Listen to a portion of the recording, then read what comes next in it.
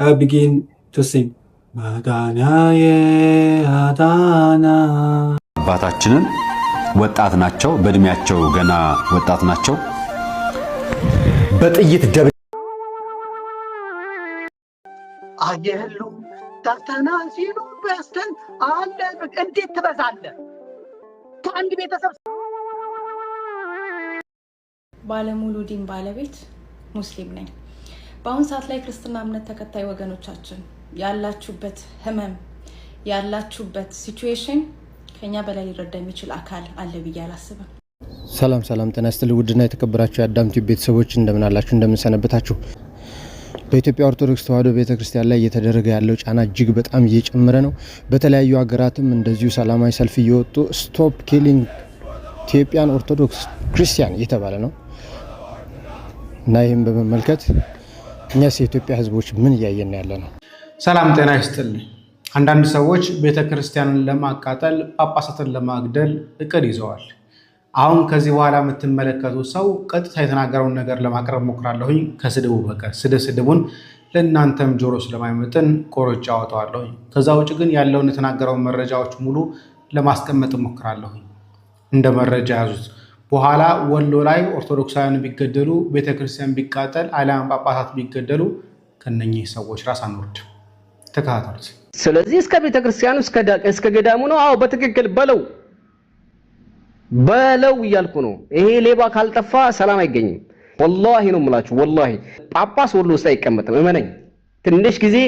ትንሽ ቀናት እያልኩ ቆይቻለሁ። ከዚህ በኋላ ግንባር እንትባላለ ምድረ ቆሻሻ ማለት ነው። እኛ እኮ ሞተናል እኮ ፍልስጤም እንደዛ ስትሆን እኮ ሞተናል። እኛ በህይወት የለንም እኮ። በህይወት ያለን መስሏችሁ ነው ሙስሊሙ? የለንም። በአላህ መንገድ ላይ አደላለ ገባርን። ጂሃድ ማለት የግዴታ ሙስሊም ያለበት ሀገር ላይ ብቻ ሙስሊም ሌላው ክርስቲያኑ መቅጠም አለበት እንዴ? ስንት አይነት ጂሃድ ነው ያለው ታውቁታላችሁ? ሰውን ለማስለም 4 አይደለም 10 15 የሚሆኑ ፌመስ ሰዎች አሉ። በአመት ውስጥ እንኳን ሰው አያሰልሙ ወይንም ማነው 30 ሰው አያሰልም። በአመት ቢያንስ አንድ ግሩፕ እንፈጥራለን። በዛ ግሩፕ ውስጥ ስራ እንሰራለን። የምንሰራው ታጥቆ ጫካው ሰልጥኖ በቃ ምናምን ጂሃድ አይደለም። ገባው አይደለ? በየአካባቢው አባቶችን በሙሉ እንገላቸዋለን። ከዚህ በኋላ እንገላቸዋለን። አንድ ቤተክርስቲያን እናቃጥላለን። ለዛውም ከፍተኛ የሆነ ታሪክ አለው የሚባልን ቤተክርስቲያን እናጋየዋለን። 4 ነጥብ የትም ቦታ ላይ የምናደርገው። በነገራችን ላይ ይሄን ነገር አስረግጬ ነው የምነግራችሁ። መጀመር መቻል አለብን። ለመጀመር ደግሞ ብዙም ነገር አያስፈልግም። መደራጀት ነው በውስጥ። እንዴት እነግራችኋለሁ። ችግር የለውም። በጣም ቀላል ነው። 1 3 4ቱን አለን የሚሉትን ሰው ደፋላቸውና ከዛ በኋላ እኔ ነኝ እላቸዋለሁ። ይክሰሱ። ወንድ ናቸው። ይክሰስ። ወንድ ነህ። ከዚህ በኋላ እደፋላለሁ። 1 4 5 እደፋላለሁ ማለት ነው። እነዚህ የቤተክርስቲያን አጥቂ አካላት አንደኛ ሙስሊሞች ናቸው። ክርስትናን ከምድረ ገጽ ለማጥፋት ቃል ኪዳን ሰነድ ፈርመው የሚንቀሳቀሱ ናቸው። ስለዚህ አንደኛው አካል ይሄ ነው። በተደጋጋሚ ክርስቲያኖችን የሚያርደው አብያተ ክርስቲያናትን የሚያቃጥለው ይሄ አካል ነው። ሁለተኛው አዲስ በቀል የሆነው ጽንፈኛ ፕሮቴስታንት ነው። ስለዚህ ሙስሊም ፕሮቴስታንት ጋር አበረ ማለት ነው። ሶስተኛው የዋቄ ፈና እምነት አራማጆች ናቸው። ለዛ ነው አላህ ሱብሃነሁ ወተዓላ እውነቱን እንኳን እያወቁ ትንሽን ነገር ሊገዙባት ይሄው እንደዚህ እያደረጉ እንዳጠፈጠፉ በገድላት ማናቃቸው ወውሸት ስም እያወጡ በዚክር ሰውን ደሃ ያደረጉት እነሱ ናቸውና ቤተክርስቲያን ውስጥ ገብቼ እሰግዳለሁ። ማንኝ ይሄ የተጻፈ ነገር ነው። ልትቀይሩ አትችልም። መሪ እቡር የሆነውን ቄስን ደፋላለን። ከዛ በኋላ ብቻን ትቀራለህ፣ ታጨበጭባለህ። ሲጀመር እኔ ከዲኔ ከሃይማኖት የመች ወጥቻ ቃለሁ ግባና የድሮ ቪዲዮ ነው ምድረ ሌባ ይው ትጨፈጨፋለህ ማለት ነው። በቃ እንደው ወላሂ ቆሻሾች ሌባ ሙስሊም እንደዚህ ብሏል ግራኛ አህመድ ምናምን ያለም በሙሉ ገልልሃለሁ። አዎ ግራኝ አህመድ ሳይሆን ግራኝ መብረቁ ነው የምሆንበት። ጠብቅ። መግደል እንጀምራለን፣ እንገላለን። ምን ገለው ማንን ነው ካልከ ከሃይማኖት አባት ጀምሮ አሁን እደፋላለሁ በየተራ ያኔ ደግሞ ታያለህ። ጥቁር ለባሽ ሆኑ ቡዶች ማለት ነው እነሱ ይለጣለጣሉ። የሃይማኖት አባትን እየወሰድኩ ደፋላለሁ። አዎ እንደፈዋለን፣ ወላሂ እንደፈዋለን። ድፉ ይውላችሁ፣ ድረጃቸውን ፖስትላችኋል። ከዛ በኋላ እየጠበክ መድፋት ነው። ሁሉም የትም ቦታ ላይ ሰዎች አሉ። አምስት ሰው በቂ ነው። አምስት ሰው 50 ሺህ ብር ኪሱ ላይ ካስገባለት ራሱን ያጠፋል። ምን ነው ጊዜው አልገባቸውም መሰለኝ። ምድረ ደንቆሮ ጫካ ገብቶ እንዋጋ ብሎ እንደዛ መስሏል። ውጊያ አይደለ ፋራ። አሁን በኋላ ሳያለሁ እናንተም ማግኘት ቀላል ነው። ጠጅ ቤት ማግኘት ቀላል ነው። አረቄ ቤት ይገኛሉ፣ ጥንቆላ ቤት ይገኛሉ። ምንም አትገኙበት ቦታ የለም። ወላሂ በግልጽ ነው የምለው። እኔ መብረቅ እኮ ነኝ። ማንን እፈራለሁ? ወይ ሞት ነው ወይ እስር ቤት ነው። ከዛ ውጭ ምን ይመጣል ሌላ? አልহামዱሊላህ የትም አላገኘሁም በዚህ ዘመን። ስማቸውን አሳድገው አላህ እያሉ ከሚያስመስሉት በግልጽ ተናግሬ እኖራለሁ። አባቱ ይነካኛል። ይሄንን መግደል ብቻ ነው። ገባህ አይደለ? መግደል ነው በቃ። ከዚህ በኋላ መግደል ይኸውልህ፣ ጎረቤት ምናምን አልልህም። ገባህ አይደል? የሚገደሉ ሰዎች አሉ። ለምሳሌ ቄስ ጳጳሱ ነው አስጎንበሰህ መረሸን ነው በቃ። ሌላ ምንም አያስፈልግም። ገባህ አይደለ? የምታዩት ወንድማችን ሊቃውንት የሆኑት አባታችንን ወጣት ናቸው፣ በእድሜያቸው ገና ወጣት ናቸው። በጥይት ደብድበው ገርለውብናል እና እንኳን ደስ ያላችሁ እንበላችሁ ገዳዮቹ። ምን እንናገር? አባቶቻችን ሲገደሉ፣ ሊቃውንቶቻችን ሲገደሉ ለኛ ቤተክርስቲያን ነው የምትገደለው። ህንጻ ስላሴ ነው የሚሞትብን። አንድ ቤተክርስቲያን ሊቃውንት ሲሞት እልፍ ምዕመናን ነው የሚሞቱብን። እኚህ ሊቃውንት የተገደሉት አርሲ ውስጥ፣ ጅማ ውስጥ፣ አማራ ክልል ውስጥ፣ ትግራይ ክልል ውስጥ፣ ድሬዳዋ ውስጥ ወይ ደግሞ አሶሳ ውስጥ ምናምን አይደለም። እዚሁ አዲስ አበባው ድንበር ላይ ዛሬም እዚሁ አዲስ አበባ ድንበር ላይ አንድ አባት ተገደሉብን። ማንንስ ሳይንበል ለማና ቤት እንበል ለማንን ንጩ? ሊቃውንት ናቸው። ሊቅ ናቸው። እኚህ ወጣት አባት ናቸው። ማህሌት የሚቆሙ፣ አቋቋም የሚቆሙ፣ ኪዳን የሚቆሙ፣ ቅዳሴ የሚያሳርጉ አባት ናቸው። እኚህን የመሰሉ አባት ነው የሚገደሉብን። በቃ አለቀ። መጀመሪያ መታጠብ ልመድ። ቆሻሻ ቤተክርስቲያን ውስጥ ገብተህ የሰጡት ከማሸት ማለት ነው። መጀመሪያ ጥንቆላ ድግምት ከመስራት መጀመሪያ ንጹህ መሆን ልመድ። ግማታም ጠላ ቤት ለጠላ ቤት ከምዞር ማለት ነው። ድሮም ሰካራም ቤት አይሰራም። አሁን እናንተ መግደል ነው፣ ሌላ ምንም አማራጭ የለውም። አዎ እኔ ያለሁት ካይሮ ነው። አስፈላጊ ከሆነ በ24 ሰዓት ውስጥ እገባለሁ። አስፈላጊ ከሆነ እዚህ ሆኜ ስራዬን እሰራለሁ። ምንም ችግር የለም። እንደዚህ ልቤ እንዳበጠም አይቀርም። መግደል ነው አባቴ። ቸዋለሁ የትም ስታገኝ ትገለዋል። 4 ነጥብ። ምን አባል ታመጣ ነው?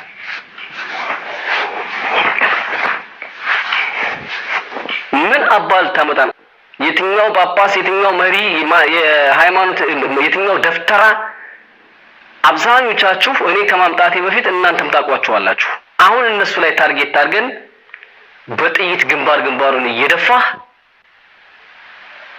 እስኪያስመልሰው ድረስ እንደዛ ማድረግ ነው። አሁን ሴራ ምን እንደሆነ አሳያለሁ። አሁን ልክ ትገባለህ። እያንዳንድህ አሳያለሁ። ጠብቅ። አገዛዙ እጅግ በጣም በአምባገነንነት እየገዛ መሆኑን የምትመለከቱት የሁሉ ህዝብ እያለቀ ባልሰማ ጆሮ ዳባ ልበስ ማለቱ ነው።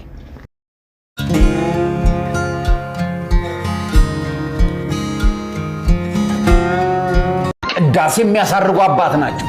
እኚህን የመሰሉ አባት ነው የሚገደሉብን።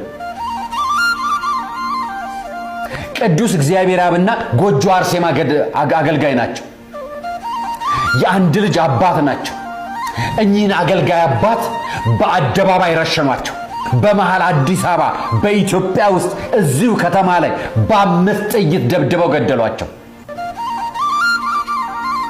እኛ የምንናገረው ድምፅ ነው የምናሰማው። ሌሎች አባቶቻችን፣ ሌሎች ሊቃውንቶች፣ ሌሎች ነገር አደጋ እንዳይደርስ ራሳችሁን እንድትጠብቁልን ነው የምንፈልገው። የትኛውን ፎቅ ለመገንባት የትኛውን መሬት ይዘውባችሁ ነው ቤተክርስቲያን ገብተው እያገለገሉ በደሞዛቸው ልጃቸውና ባለቤታቸውን የሚያስተዳድሩ አንድ አባት አሳደው መግደል?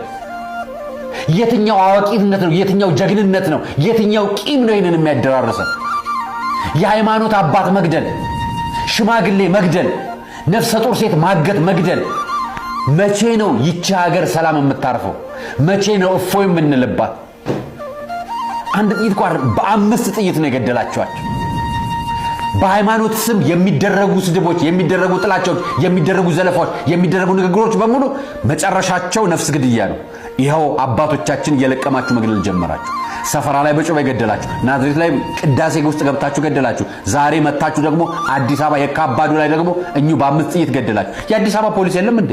ጥይት ተኩሶ የሚገድል ነፍሰ ገዳይ ሽፍታ በአዲስ አበባ ውስጥ እኮ ነው ያለው። በአቅማችን እኛ መቼም ቢሆን ዝግጁ ነን። ገባና ለኛ አንድ ወር በቂ ነች። አንድ ወር ወላሂ አሳይ ነበር። እያንዳንድ ማለት እዚህ ቁጭ ብዬ መብረቁ ማን ነው የሚባለውን ነገር አሳይ ነበር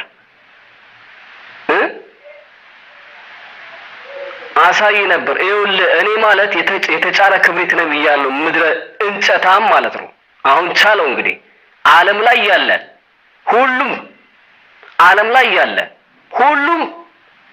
ሙስሊም ውጭ ያለን ከፈለኩ ረግጣለሁ። እኔ በጣም ጀግና ነኝ። ሄደህ ትከሳለህ። አናት ላይ ነው የምሰባብረው። ይሄ 44 አቦ ይሄ የጥንቆላ ቤተክርስቲያንን ማለት ነው። ጠንቋይ እከክሽ አሳያለሁ። ጠብቅ። መብረቁን አታውቁትም። አሁን ቀስ በቀስ ደፋላለሁ። ምድረ ጳጳስህን ማለት ነው። ጠንቋይ ደፍተራ ማለት ነው። እናንተ ልክ ትገባላችሁ፣ ትሸኛለህ። ገባ እጃችን ላይ ትገባላችሁ። በቅርቡ ከረፈፍ ስትል ግንባርህን ትባላለህ። ምን ብለህ ፖለቲካ እንደምሰራ እናያለን። እንግዲህ እንደሰማችሁት ራሱን መብረቁ ብሎ የሚናገር ሰው ካይሮ ነኝ ይላል። አሁን በዚህ ምክር ላይ ኦርቶዶክሳውያን ለማጥፋት በጣም በትንሽ ብር ከፍሎ ለማስገደል አልፎም ተርፎ ትልልቅ ቤተክርስቲያናትን ለማቃጠል ይሄም ብቻ በቃ ደግሞ ጳጳሳትን ካህናትን ጭምር ለማስረሸን እያቀደ ነው ያለው። ይሄ እያሰበ ያለው ወሎ ላይ በሚደረገው ወይ ደግሞ ወሎ ላይ ባለው እንቅስቃሴ ላይ ነው።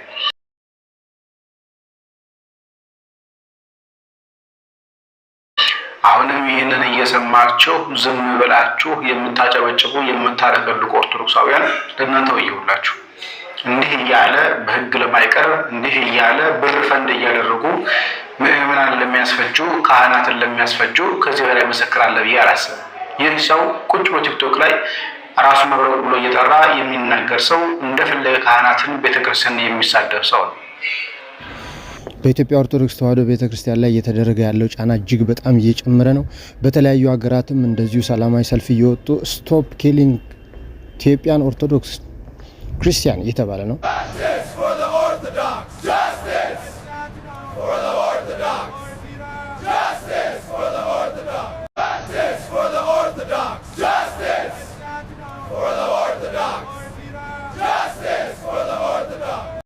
በስመ አብ ወወልድ ወመንፈስ ቅዱስ አሐዱ አምላክ አሜን። ሰላም እንዴት ናችሁ? ዮሴፍ አበላለሁ። ቻይናዊ ነኝ። I begin to sing. 마다냐의 아다나 바마이샤카루 마다냐의 아다나 바마이샤카루 에헤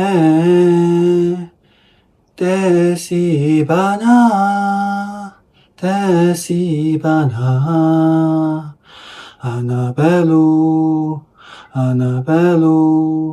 아다난 바마이샤카로 아하 데시바나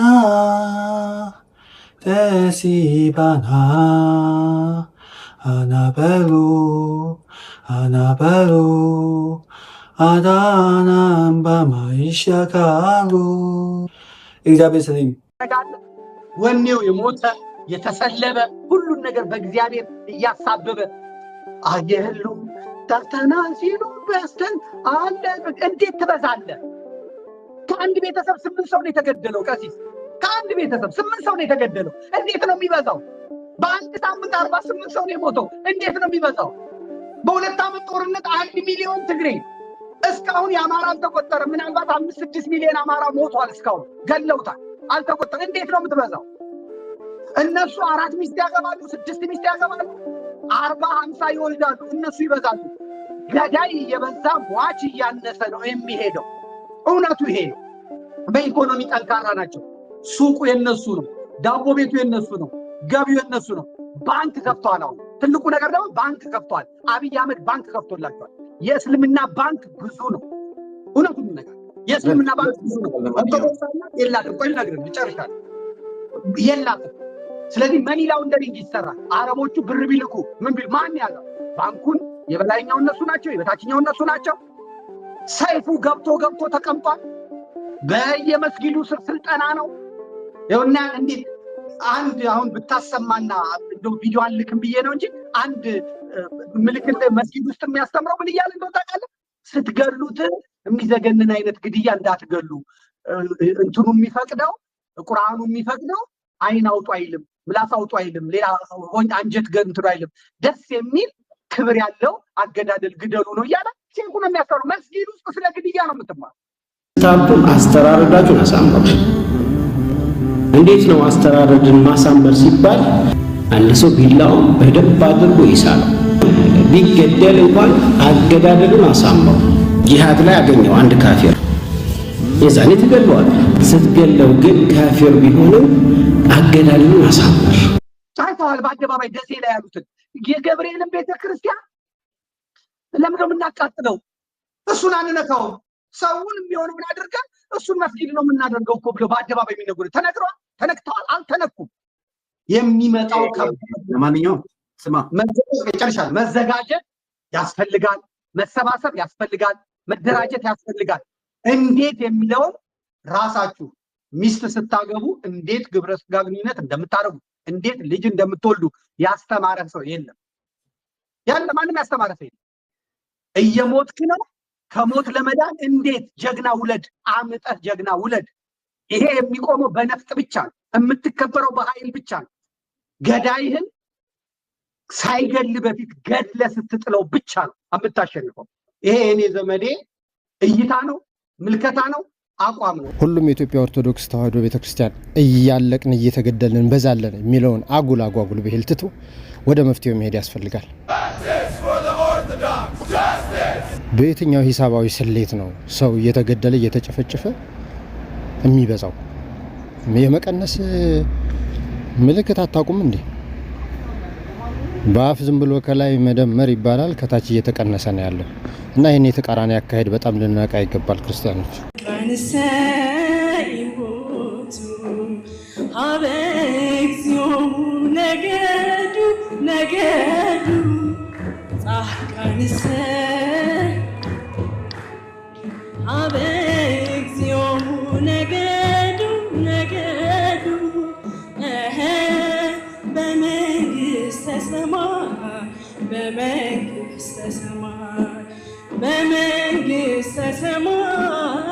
በመንግሥተ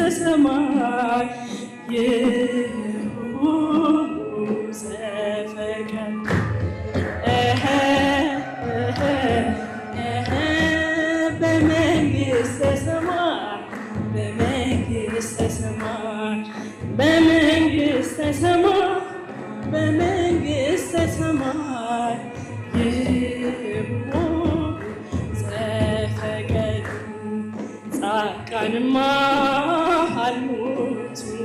አልሐምዱሊላህ እኔ ባለሙሉ ዲን ባለቤት ሙስሊም ነኝ። በአሁን ሰዓት ላይ ክርስትና እምነት ተከታይ ወገኖቻችን ያላችሁበት ህመም ያላችሁበት ሲቹዌሽን ከኛ በላይ ሊረዳ የሚችል አካል አለ ብዬ አላስብም። ምክንያቱም ጊዜና ሰዓቱ ወይም ቦታው ይለያይ እንጂ ስሜቱ አንድ ነው። በደረሰባችሁ ነገር እኔ እንደ አንዲት ኢትዮጵያዊት እጅግኑ በጣም አዝኛለሁም እቃወማለሁ። የትኛውም የፖለቲካ አካል ከቤተ እምነቶቻችን ላይ ከአባቶቻችን ላይ እጃቸውን እንዲያነሱ እንማጸናለን። ከዛ ውጪ በእኛ የተፈጠረ ስህተት በእናንተም እንዳይደገም የተሻለውን ነገር ሁሉ እንድታደርጉ ጥሬን አቀርባለሁ። ወጣቶቻችንን ነገ ባለ ብዙ ተስፋ የሆኑ ደማቸውን ሲሰው ለእምነታቸው ለዲናቸው ለመስጊዳቸው ፊዳ ሲሆኑ እኛን ወክሎ የተቀመጠው አካል ምንም ማድረግ ባለመቻሉ በጊዜው ብዙ ዋጋ ከፍለናል። የወጣቶቻችን ደምም ውሃውን ቀርቷል። ስለዚህ እናንተም ቤተ እምነቱ የሾመውና የሚመለከተው አካል መፍትሄ ያበጅላችሁ ዘንድ ምኞታችን ነው፣ ጥሪያችን ነው። እንደ ሀገር ሰላም ያስፈልገናል። ያቺ ሀገር የቆመችው በአባቶች ጸሎት፣ በአባቶች ዱዓ፣ በእነሱ ቁጣ፣ በእነሱ ግጻጼ ነው። ከቤተ እምነቶቻችንና ከአባቶቻችን ላይ እጃችሁን አንሱ።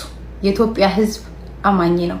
ሲከፋውም ሲያዝንም ሲደሰትም የሚዞረው ወደ አምላኩ ነው። በማይመጣ አትምጡ። ለሟች ቤተሰቦች መጽናናትን እመኛለሁ።